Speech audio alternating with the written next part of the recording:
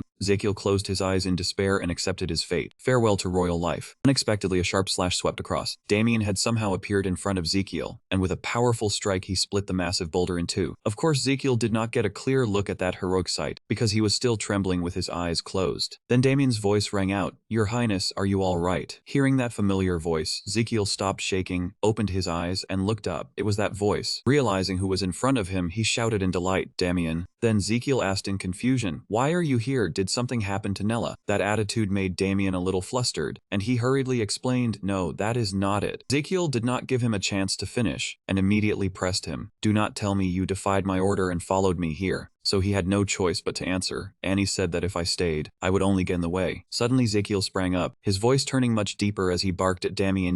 Unexpectedly, he threw himself into Damien's arms and hugged him tightly, then shouted, "You damn jinx, I really thought I was going to die." After crying and making a fuss for a while, he pointed at that python and tattled like child, "That bastard, beat it up." Damien naturally obeyed at once. "As you command, your highness." As soon as he finished speaking, he rushed off like the wind. Hearing that he would suffer losses in the fight, Ezekiel hurriedly shouted, warning Damien not to reverse his mana under any circumstances. Damien rushed forward with an excited smile. At this point, the soldiers had already stood in front of the python, determined not to let it advance even half a step. Just then, the python sensed a very powerful threat approaching it. Before it could recover, that person was already right up against its body. Damien quickly charged over, already thinking of a way to deal with the python, especially since its scales were hard enough to pierce the ground. Then he lightly landed on the python's back. Immediately after, he surged forward with determination. The only way was to bring it down by striking its vital point. Damien aimed his target at the python's head. His strike came down powerfully and decisively. Before he could make another move, the python let out a ghastly scream. That scream made Damien's head throb, and he had to raise a hand to cover his ears. Luckily, he still managed to sidestep in time and avoid it safely. That left Ezekiel helplessly exclaiming. Damien alone was not enough. Just then, Brass ran over from somewhere and asked, "Is the human crown prince all right?" He replied calmly, "I am fine." Then he asked, "Where is Eurus?" Grash glanced into the distance and said, "Over there." Ezekiel looked over and saw that Eurus was still breathing and lying flat on the ground, so he felt a little more at ease. Thank goodness he is still conscious. Then he looked back at Damien, who was desperately holding off the python, and thought if Damien can hold out a little longer, Eurus will come back. He also hoped that if Damien and Eurus worked together. Suddenly Ezekiel realized something. Wait, it turned out that for some reason the python had completely ignored Damien, even though he kept attacking. Could it be completely ignoring him? In order to draw its attention, Damien jumped straight in front of it to block its path. Angered by him blocking its way, the python lunged at him in fury. Unfortunately for Damien, its tongue had already wrapped around him. Python's tongue coiled around him and lifted him high into the air. After that, it flung him far away. That move left Ezekiel stunned and confused. What the hell was that? But then, when something caught his eye, it seemed to be some kind of unfamiliar plant. Ezekiel immediately understood the issue, the corner of his lips curling slightly with meaning. So that was it. Surrounding land had already been ravaged after the battle. Damien panted from exhaustion and thought to himself that before he had always assumed it was just an ordinary monster. He decided he would fight this python to the end. It looked like he could no longer take it lightly this time. Just as the python was at its highest state of vigilance, Damien stomped the ground and shot forward. He already had a way to take this python down. He had to close in faster than before, then finish it with a single strike. Sensing the danger bearing down on it, the python immediately whipped up its tail. Right after that, it slammed into the ground, cracking the earth open. Luckily, Damien dodged in time. His eyes were as cold as ice, filled with killing intent. He leapt high into the air to close the distance to the python. Damien's sword strikes were sharp and forceful, constantly clashing with the python. And now, the python was only staring at Damien with its blood-red eyes. Damien had also landed firmly on the python's body. Suddenly, he charged straight at the python's eye, and surprise flashed across his eyes. He seemed not to have expected that he could not injure it, even after aiming at its weakest point. There was not even a scratch. At that moment, the python's tail lashed out again. Then it whipped straight into Damien, leaving him dazed. That blow was so painful that he kept coughing. In the end, he was knocked flying far away. He thought he would crash painfully onto the barren ground, only to land on something soft instead. What was this feeling anyway? He raised his head quickly and realized who had caught him. Lord Eurus. He immediately thanked him loudly. Just then, the python's furious roar rang out. Anyone who dares block my path, I will charge at those who try to stop me. I will kill them all. Now, both Eurus and Damien stood silent as they watched the python pounce toward them. Before they could react, a familiar voice rang out, making the python freeze. Hey, smash that snake. That voice was decisive and full of momentum, as if urging them on. Do as I say. And the whole space echoed with shouts at full volume. Got it, shout as loud as you can. It turned out that Ezekiel was the one who started it. He did not know how to pass on the message, so his subordinates repeated those exact words in unison to order others around. Leave out the got it part. Their innocence made him feel a little helpless, but he still held it in. Forget it. Then a crowd roared in unison to draw the python's attention. Crush the snake. I will grind you to dust. At this moment, Ezekiel pointed the small knife in his hand toward the herb lying alone on the ground. A cunning smile faintly appeared at the corner of his lips. His action truly frightened the python so much that it went pale. Seeing it about to charge again, Ezekiel asked calmly whether it still refused to stop. Since he had grasped its weakness, he calmly used that to threaten it back. Then I will pull each one out in turn. All right. His hand deliberately touched the trunk as if he were about to uproot it. Want it uprooted or not? Sure enough, Ezekiel's move made the python break out in a cold sweat. Do not. Hurriedly pleaded and explained why it treasured that herb so much. I have nurtured that licorice herb for 97 years. Just another 3 years, and using it would let me approach the dragon realm. Of course, Ezekiel knew this very well, which was why he used it to threaten the python. I know better than anyone that even a tiny wound would be enough to ruin the medicinal properties. So back off, all right. Terrified that he might really uproot that licorice, the python trembled all over and said in shock. It could not believe it had been taken by a human. Watching it slowly retreat and rein in its killing intent, Ezekiel became even more certain that he had not been wrong. Sure enough, this python was guarding the licorice, so from the very start it had attacked their group. Damien. Eurus understood what he meant, and both of them moved at once. Eurus suddenly poured all his strength into pinning down the python's head. He used both hands to pry open the snake's mouth, but he had not expected the python to still have such a nimble tail. That tail coiled tightly around Eurus. With each loop, it grew stronger, tighter, and a cry burst out. Even his eyes were unharmed. At that moment, Damien rushed over. The moment he lowered his sword, he still faintly thought that the little girl's breathing was still steady. A single sword strike pierced straight through the python, leaving it no time to make a sound. Only toxic green blood gushed from its mouth. Its eyes had completely lost their red color, leaving only a dull gray. In the end, it collapsed and Eurus was freed as well. By the time the sky had grown brighter, everyone had returned to the village one after another. The python's head was lifted high by the soldiers and the others. As for Anis, he was still busy watching over Nella's condition. As for Ezekiel, he was still busy preparing medicine. This was not good. The treatment was taking longer than he had expected. He was checking the medicine he had just brought back. Ordinary licorice really did contain glycyrrhizin, but he was still reading the instructions on the note. Alpha glycyrrhizin, that was truly hard to believe. It clearly stated that the anti-inflammatory and antibacterial effects took effect immediately upon use, which was true, but the side effects were almost certain. Ezekiel also noticed a chemical he had never heard of before. Alpha-glycyrrhizin. He had never heard of this compound. After thinking for a moment, he let out a tired sigh and figured it probably only existed in that special licorice herb. By now he was also a little confused. The strong anti-inflammatory and antibacterial effects were very good, but the side effects were far too severe. At this moment, Ezekiel reached into his pocket. He pulled out a sharp object, the thing that had been poking him the whole time, and was obviously making him feel uncomfortable. Suddenly he drew in a deep breath. Gathering all his courage, he stabbed the object into his thigh. The instant Ezekiel cried out in pain, the system immediately sent a notification. Your metabolism has entered mode 8282 and is accelerating continuously. A moment later, the red notification slowly turned blue. Activated the potion refining skill ingredient blending preview. Option 2. The batch of medicine before Ezekiel was already completed 100%. Sample Alpha 1. Expected effects are very strong anti-inflammatory, antibacterial, antifungal, and cough-suppressing. Expected side effects: complete destruction of the beneficial bacteria in the intestines. Rapid side effects leading to death. However, because this batch of medicine still had side effects, Ezekiel immediately threw it away. No, a side effect that kills people is absolutely unacceptable, so he frantically created more new batches of medicine with no side effects. Samples 1008 A10 10 A18 A0 200. Expected effects: strong anti-inflammatory and antibacterial action. Activate intestinal peristalsis. Expected side effects: excessive stimulation of intestinal peristalsis leading to diarrhea, rapid dehydration, shock, and death. No matter how painful it was, Ezekiel ignored it. He was determined to see it through. Today he had to finish this. The medicine samples kept being produced one after another, making him more and more exhausted. Sample no. A48. Sample no A67. Sample no 98. Sample no. Post-transfer main. Because he had to keep producing the medicine samples non-stop, Ezekiel had fallen into a state of breathlessness, so severe his face had gone pale. He realized there was something wrong with his body. His head was spinning, and his stomach was churning with nausea. His breathing was becoming heavier by the minute. Could it be that lately he really had not rested at all? After calming down for a moment, Ezekiel told himself that once this treatment was over, he had to get some proper rest. Before he could stab his own thigh again, his body had grown too weak and collapsed. He let out a tired breath, and before he knew it, his legs had no strength left. Suddenly, a trace of panic flashed through Ezekiel's eyes. Then he blurted out, "What?" It turned out that he had just received a system notification that he had been infected, and the incubation period for whooping cough had ended. "You have been infected with whooping cough." In the lounge, everyone was still chatting happily with one another. "Stop poking me with those spikes. At this rate, we'll all die." Only the painfully aching large intestine lay on the bed, looking as if it were having a nightmare. "Stop poking me with those spikes. At this rate, we'll all die." Then suddenly he opened his eyes and stared fixedly at the ceiling. After that he shouted, "What was that?" Just then, the loudspeaker rang out. "The 6 viscera and 5 bowels are entering emergency mode." This made the lower intestine feel baffled. Hadn't today's A2 mode already ended? Suddenly, frantic breathing sounds rang out, making the large intestine panic and cry out, "Hey, shake it off." Looking at the lung that was in pain and trembling, he asked anxiously, "What happened to you?" The lung replied while struggling to breathe, "Just survive a little longer, that's all." As soon as he finished speaking, the two of them collapsed to the ground. The notification rang out again. During the incubation period after being infected with the whooping cough bacteria, you had repeatedly entered A2 mode, which boosted metabolism. As a result, the incubation period was shortened unusually, even as the lower intestine listened in a daze, and you had switched to acute whooping cough after the disease fully erupted. The temporary lifespan addition was suspended. After a string of shocking messages, the loudspeaker also fell silent. The snake intestine cried out in resentment, "After you stabbed me so many times." Suddenly a miserable sob sounded. Farewell does not mean forever. The stomach threw its arms around another of its friends and burst into tears. That was a promise that one day they would meet again. Back to Ezekiel, his hands were still trembling violently, but he still gripped the spike tightly in his hand. He struggled to stand up, even though his whole body ached unbearably, especially in this emergency. He forced himself to stay clear-headed. He couldn't panic either. What Ezekiel was doing now was to save Nala and also to save himself. As long as he could formulate a new medicine, he could save the child and cure himself too. Right now, because he was sick, he couldn't use some of his skills.